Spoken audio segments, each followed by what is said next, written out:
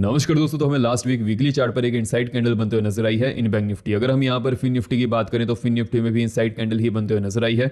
तो मार्केट किस साइड को जा सकती है वो हम यहाँ पर डिस्कस करने वाले हैं। साथ ही साथ नेक्स्ट वीक के लिए बैंक निफ्टी और फिन निफ्टी में कहां पर एक बेटर अपॉर्चुनिटी मिलने के चांसेस बन सकते हैं, कैसा मार्केट यहाँ पर परफॉर्म करने वाली है, क्या प्राइस सेक्शन बनते हुए नजर आ रहा है और कौन सी इंपॉर्टेंट न्यूज़ है। देखिए, दो इंपॉर्टेंट न्यूज़ यहाँ पर हमारे पास निकल कर आते हुए नजर आ रही हैं, उनको भी हम यहाँ पर डिस्कस करने वाले हैं। नेक्स्ट वीक के लिए जो इंपॉर्टेंट डाटा आने वाले हैं वो मार्केट को यहाँ पर कैसे इंपैक्ट करते हुए नजर आएंगे वो भी हम इस वीडियो में बात करने वाले हैं। तो वीडियो का कोई भी पार्ट मिस ना कीजिएगा। देखिए, अगर हम यहाँ पर मार्केट के ओवरऑल ट्रेंड की बात करें, सबसे पहले जो मुहूर्त ट्रेडिंग हमारे पास कंप्लीट होते हुए नजर आई है, जैसे कि मैंने आपको उस वीडियो में अपडेट किया था कि अगर जो फर्स्ट 5 मिनट कैंडल बहुत ज्यादा बड़ी बनती है फिर हमें इनसाइड कैंडल ही वहां पर ट्रेडिंग होते हुए नजर आ जाती है। अगर हम यहाँ पर बैंक निफ्टी और निफ्टी के मुहूर्त ट्रेडिंग की बात करें तो वहां पर हमें ऐसे ही प्राइस सेक्शन बनते हुए नजर आया।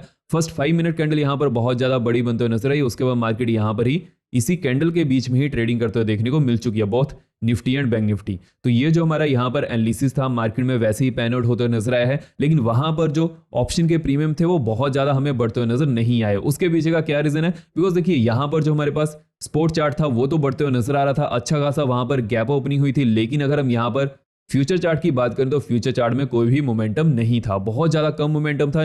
बैंक निफ्टी में फिर भी थोड़ा बहुत मोमेंटम हमें यहाँ पर देखने को मिल चुका है, लेकिन निफ्टी में वो बिल्कुल भी मोमेंटम यहाँ पर नहीं था। तो देखिए, जब भी मार्केट में ऐसा सिनेरियो बनता है उसके बाद हमें जो सोमवार के दिन यहाँ पर ओपनिंग देखने को मिलेगी वहीं पर ही फ्यूचर का प्राइस यहाँ पर डिसाइड होने वाला है। बिकॉज देखिए, मुहूर्त ट्रेडिंग के दिन क्या होता है, वहां पर एफएनओ में ट्रेडिंग ज्यादा नहीं होती है, जिसकी वजह से एफएनओ में हमें ज्यादा प्राइस मोमेंटम देखने को नहीं मिला है। लेकिन अगर सोमवार के दिन भी एक अच्छे खासे लेवल के पास हमारे पास ओपनिंग देखने को मिलती है, देखिए जहां तक मेरा मानना है जहां पर निफ्टी और बैंक निफ्टी क्लोजिंग किए हैं वहीं पर ही ओपन होने वाले हैं। बिकॉज यहां पर हमें हालांकि फ्राइडे के दिन डाउ जोन्स में अच्छा खासा मोमेंटम देखने को मिल चुका है, अगेन हमें 0.7% की तेजी देखने को मिली है, लेकिन ये इंडियन मार्केट को इतना ज्यादा इंपैक्ट करते हुए नजर नहीं आएगी। बिकॉज हमें मुहूर्त ट्रेडिंग के दिन एक अच्छा खासा मोमेंटम देखने को मिल चुका है। हाँ, थोड़ा बहुत ऊपर नीचे वो प्राइस हो सकता है, लेकिन ओवरऑल अगर हम यहाँ पर मार्केट के सिनेरियो की बात करें तो जो अभी के लिए यहाँ पर प्राइस सेक्शन बनते हुए नजर आ रहा है वो बहुत ज्यादा इंपॉर्टेंस रखने वाला है।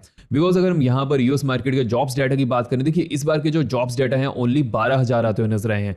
अगर हम यहाँ पर एक्सपेक्टेशन की बात करें तो 1 लाख के आसपास की एक्सपेक्टेशन थी। अगर हम यहाँ पर प्रीवियस मंथ की बात करें तो वहां पर 2,23,000 जॉब्स ऐड होते हुए नजर आई हैं। तो इस बार ये जॉब्स इतनी ज्यादा कम हमें देखने को क्यों मिलते हुए नजर आई हैं? देखिए, इस समय अगर हम यहाँ पर यूएस की बात करें तो वहां पर हरिकेन्स की वजह से बहुत ज्यादा नुकसान देखने को मिला है और कुछ लोगों की वहां पर जॉब्स ही जाते हुए नजर आई हैं, जिसकी वजह से ये जो हमारे पास ओनली 12,000 जॉब्स ऐड होते हुए नजर आई हैं उसकी वजह से वो यहाँ पर बहुत ज्यादा कम देखने को मिल चुकी हैं, जिसकी वजह से क्या हुआ, मार्केट पर हमें उसका ज्यादा इंपैक्ट देखने को नहीं मिला। उसके पीछे का एक और भी बहुत बड़ा रीजन है, बिकॉज नेक्स्ट वीक 7 नवंबर को एफओएमसी मीटिंग भी होने वाली है और वहां पर इंटरेस्ट रेट पर डिसीजन भी होने वाला है। साथ ही साथ फेड चेयरमैन पॉवेल की स्पीच भी होगी। लेकिन देखिए, एफओएमसी मीटिंग में इस बार क्या डिसीजन लिया जा सकता है, बिकॉज ऑलरेडी जॉब्स बहुत ज्यादा कम आते हुए नजर आई हैं और जब भी जॉब्स डेटा कम आता है, रिसेशन जैसी सिचुएशन हमें देखने को मिल जाती है, वहां पर फेड रेट कट करना शुरू कर देता है। और अभी के लिए जैसे कि लास्ट मीट में भी फेड ने रेट कट किए हैं, देखिए वहां पर उन्होंने 50 बेसिस पॉइंट रेट कट किए हैं।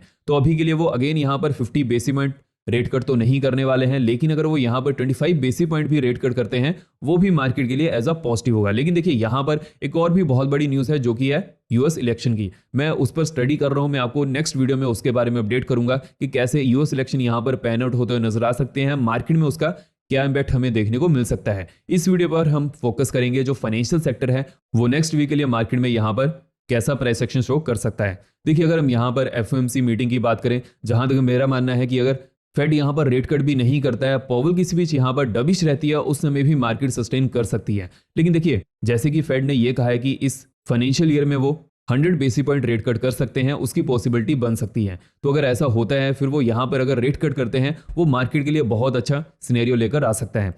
और देखिए, अगर इस बार फेड 25 बेसिस पॉइंट भी रेट कट करते हैं वो भी मार्केट के लिए पॉजिटिव हो सकता है, अगर इलेक्शन में हमें मार्केट के फेवर में ही बात आते हुए नजर आए। देखिए, जो इलेक्शन के रिलेटेड मैं आपको यहाँ पर ब्रीफली अपडेट कर देता हूँ, नेक्स्ट वीडियो में हम इसको डिटेल्ड एनालिसिस करेंगे। देखिए, जो इलेक्शन में अभी के लिए प्रोबेबिलिटी जताई जा रही है कि ट्रंप के जीतने के चांसेस वहां पर ज्यादा हैं, ऑलमोस्ट 60% टू 40% की यहाँ पर रेशो निकल कर आ रही है अगर हम यहाँ पर न्यूज सोर्सेज की बात करें। लेकिन अगर ऐसा होता है कि अगर ट्रंप यहाँ पर जीतते हुए नजर आएंगे वो स्टॉक मार्केट के लिए पॉजिटिव हो सकता है। लेकिन अगर यहाँ पर कमला हैरिस जीतती हैं तो वो क्या स्टॉक मार्केट के लिए ज्यादा नेगेटिव होगा? देखिए, इसकी प्रोबेबिलिटी भी बहुत ज्यादा कम है। लेकिन अगर हम यहाँ पर इंडियन मार्केट के पर्सपेक्टिव की बात करें, देखिए चाहे वहां पर ट्रंप आए या फिर वहां पर कमला हैरिस आए, इंडियन मार्केट के लिए वो ज्यादा कोई मायने नहीं रखता है, बिकॉज जो भी यूएस में प्रेसिडेंट चुना जाता है उनकी पॉलिसीज ऑलमोस्ट सेम रहती हैं इंडिया के प्रति। हाँ, ये हो सकता है कि ट्रंप यहां पर अगर जीतते हैं तो वो चाइना के ऊपर बहुत ज्यादा कड़ा रुख रखने वाले हैं और इंडिया के ऊपर वो फिर भी यहां पर फेवरेबल हो सकते हैं। लेकिन जितना वो यहां पर इंडिया के ऊपर फेवरेबल होने वाले हैं उतना ही कमला हैरिस भी होते हुए नजर आएगी। तो इंडियन मार्केट के पर्सपेक्टिव से हमें इसका कोई ज्यादा इंपैक्ट देखने को नहीं मिलेगा, लेकिन यूएस मार्केट में उसके कारण वॉलेटिलिटी बढ़ सकती है और जो नेक्स्ट वीक रहेगा वहां पर इंडियन मार्केट में और जो अदर ग्लोबल मार्केट है वहां पर भी वॉलेटिलिटी बढ़ते हुए नजर आएगी। लेकिन जैसे कि जो हमें यहाँ पर प्राइस एक्शन बनते हुए नजर आ रहा है, अभी के लिए मार्केट यहाँ पर थोड़ा बहुत रिवर्सल करते हुए नजर आ रही थी, तो वैसे मार्केट अगर अपर साइड की तरफ जाती है वो तभी अपर साइड की तरफ सस्टेन करते हुए नजर आएगी अगर यूएस मार्केट यहाँ पर पॉजिटिवली बिहेव करते हुए नजर आती है। देखिए, फर्स्ट ऑफ ऑल जो हमारे पास ये न्यूज निकल कर आई है जॉब्स डाटा की, वो यहां पर क्यों कम आए हैं वो हमने यहां पर डिस्कस कर लिया है। लेकिन उसके चलते क्या होगा कि यहां पर जो फेड है उसके ऊपर और भी ज्यादा प्रेशर पड़ेगा कि वो यहां पर रेट कट करना जल्दी शुरू करे। हालांकि उन्होंने पिछली बार रेट कट कर दिए हैं, लेकिन क्या वो यहां पर कंटिन्यूस बेसिस पर यहां पर रेट कट करते हैं वो हमें यहां पर देखना पड़ेगा। अगर हम यहां पर डोमेस्टिक मार्केट की बात करें, अक्टूबर मंथ में बहुत ज्यादा सेलिंग हमें देखने को मिल चुकी है फॉरेन पोर्टफोलियो इन्वेस्टर के थ्रू, और यहां पर जो एफआईज बेच रहे हैं वो दो कारणों से यहां पर बेचते हुए नजर आ रहे हैं। फर्स्ट ऑफ ऑल, यहां पर जो चाइना में चाइनीज गवर्नमेंट ने लिक्विडिटी इंजेक्ट की है उसकी वजह से वहां पर जो इकोनॉमिक सेक्टर है फिर से वो थोड़ा बहुत बूस्ट होते हुए नजर आया है। लेकिन मैंने आपको पहले से ही अपडेट किया था, देखिए जब भी कोई कंट्री यहां पर लिक्विडिटी इंजेक्ट करती है वो देखना पड़ता है कि वो किस सेक्टर के लिए करते हुए नजर आ रही है, उसका हमें लॉन्ग टर्म के लिए क्या इंपैक्ट देखने को मिल सकता है। बिकॉज ऐसा तो हो नहीं सकता है कि चाइनीज गवर्नमेंट यहां पर कंटिन्यूसली बेसिस पर हर 3 महीने बाद हर 4 महीने बाद वहां पर लिक्विडिटी इंजेक्ट करने वाली है। अगर वैसा नहीं सिनेरियो बनते हुए नजर आएगा, अगेन जो चाइनीज मार्केट है और जो हांगकांग की मार्केट है वो स्टेबल ही होते हुए नजर आएगी, ज्यादा हमें उसमें इंपैक्ट देखने को नहीं मिलेगा। हालांकि वैसे वो थोड़ा बहुत बढ़ चुकी है, लेकिन उसके बाद अभी के लिए जहां पर वो मार्केट्स हैं वहां पर हमें और ज्यादा न्यूज मिलते हुए नजर आएगी, फिर भी वो वहां से बढ़ने वाली हैं। तो फर्स्ट ऑफ ऑल एफआईज इसकी वजह से यहां पर बेच रहे थे और वहां पर इन्वेस्टमेंट करते हुए नजर आ रहे थे, बिकॉज इंडियन मार्केट में लास्ट 1 ईयर से लास्ट 2 ईयर से अच्छा खासा मोमेंटम देखने को मिल चुका है, जिसकी वजह से भी एफआईज और अदर जो इन्वेस्टर थे यहां पर बेचते हुए नजर आ रहे थे। लेकिन जो सेकंड रीजन है, जो सबसे बड़ा रीजन है कि यहां पर यूएस में इलेक्शन है, और जब भी प्रेसिडेंशियल इलेक्शन होते हैं वहां पर जो एफआईज होते हैं वो सबसे पहले अपने पास कैश रखना ज्यादा प्रेफर करते हैं। बिकॉज यूएस मार्केट में जब भी इलेक्शन होंगे वहां पर हमें ऑल ओवर ग्लोबल मार्केट में उसका इंपैक्ट पड़ते हुए नजर आएगा, जिसकी वजह से अगर एफआईज के पास इन हैंड कैश हो तो वो कहीं पर भी इन्वेस्ट कर सकते हैं।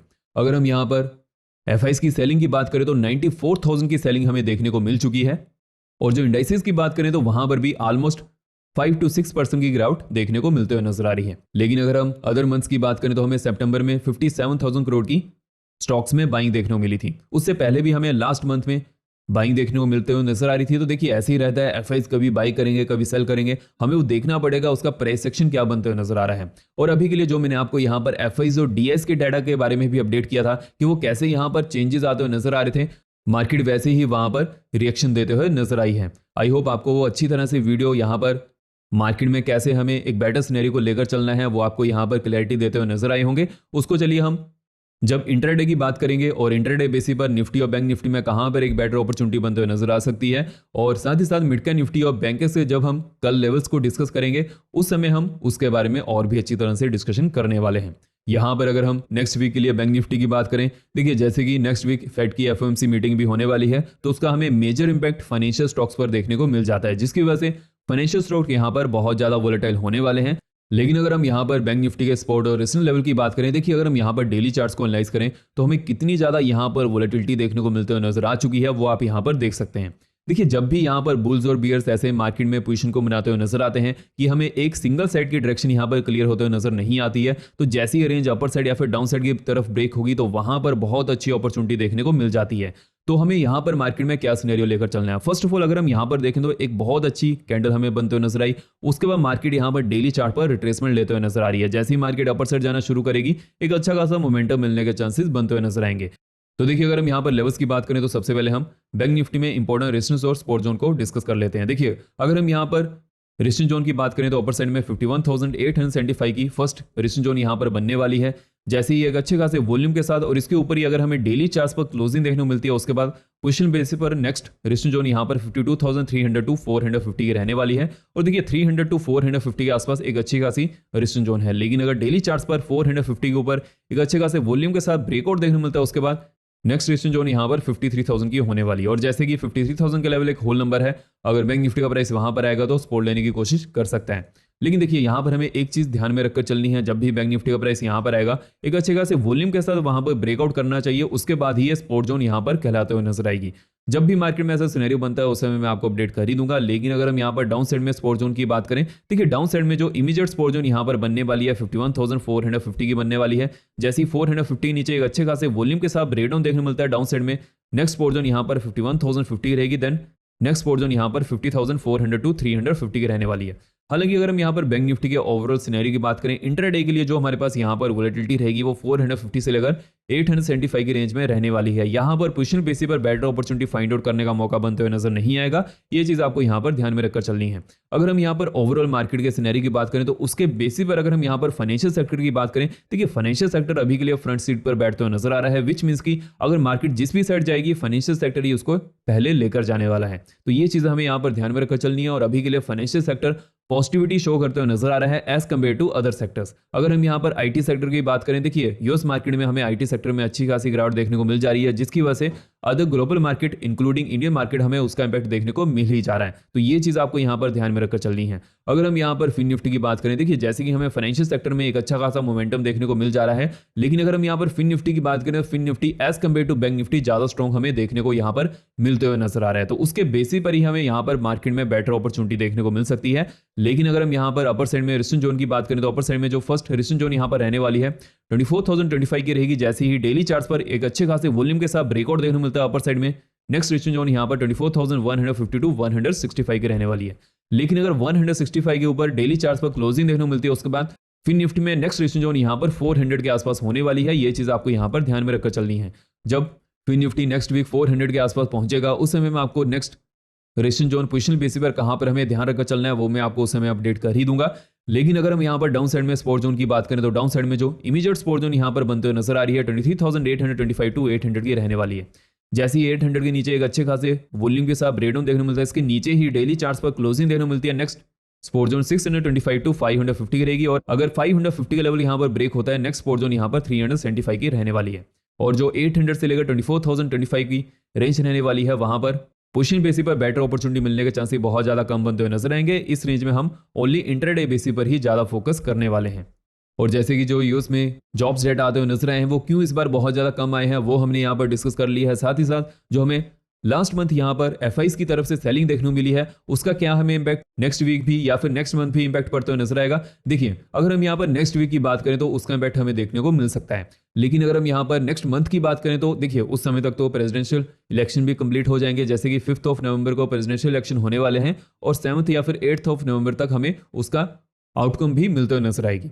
तो वो हमें पहले ही क्लियर हो जाएगा। उसके बाद मोस्ट ऑफ टाइम क्या होता है कि एफआईज अगेन बाइंग करना शुरू करते हैं। तो ये पूरा सिनेरियो अगर हम यहाँ पर लेकर चलें, जो अक्टूबर में हमें ज्यादा सेलिंग देखने को मिली है वो देखिए जब भी यूएस मार्केट में इलेक्शन होते हैं वहां पर हमें वोलेटिलिटी की वजह से जो अदर मार्केट्स हैं वहां पर एफआईज सेलिंग करते हुए नजर आ ही जाते हैं। तो उसकी वजह से हमें वो देखने को मिल चुकी है। लेकिन अभी के लिए नेक्स्ट मंथ के लिए वो क्या वो कंटिन्यू हो सकती है उसके लिए अलग पैरामीटर हमें देखने पड़ेंगे। अगर कोई और न्यूज आती है उसकी वजह से वो बनते हुए नजर आएगी। लेकिन जो अभी के लिए जो न्यूज है उसकी वजह से एफआईज की सेलिंग यहाँ पर थमने के चांसेस ज्यादा बनते हुए नजर आएंगे। तो ओवरऑल ये मार्केट में सिनेरियो हमें देखने को मिल जा रहा है। जैसे ही यूएस मार्केट में प्रेसिडेंशियल इलेक्शन कंप्लीट होते हैं उसके बाद मैं आपको एक और भी वीडियो लेकर आने वाला हूं कि कैसे अब मार्केट में यहां पर हमें किस साइड की डायरेक्शन देखने को मिल सकती है जिसकी पॉसिबिलिटी ज्यादा बनते हुए नजर आ रही है। देखिए मार्केट में क्या हमें सिनेरियो देखने को मिलता है वो नेक्स्ट 6 मंथ के लिए बनते हुए नजर आता है। जैसे कि आज के दिन जो भी मार्केट यहां पर ट्रेड करते हुए नजर आ रही है यहां पर हमें जो भी पोजीशन देखने को मिल जा रही है नेक्स्ट 6 मंथ के लिए बनते हुए नजर आ रही है। विच मींस की मार्केट जो रहती है वो फ्यूचर की तरफ ज्यादा देखती है और जो हमारे पास यहाँ पर डाटा आते हुए नजर आते हैं जैसे कि जॉब्स डाटा आते हुए नजर है या फिर जो अदर डाटा हमें देखने को मिल जाते हैं जैसे कि जीडीपी डाटा, वो लैगिंग इंडिकेटर हैं, वो हमें प्रीवियस मंथ का यहाँ पर सिनेरियो बताकर चलते हैं। तो जब भी ये न्यूज आती है या फिर जो हमारे पास डाटा आते हैं उसको हमें प्रॉपरली यहाँ पर एनालाइज करना पड़ता है कि मार्केट में उसका क्या इंपैक्ट हमें देखने को मिल सकता है। और ये चीजें मैं आपको यहाँ पर अपडेट कर ही देता हूँ। तो अगर आपने वीडियो को लाइक नहीं किया वीडियो को लाइक भी जरूर करते जाइएगा। सो इस वीडियो में तो नहीं, आई होप आपको वीडियो इंफॉर्मेटिव लगी हो। धन्यवाद।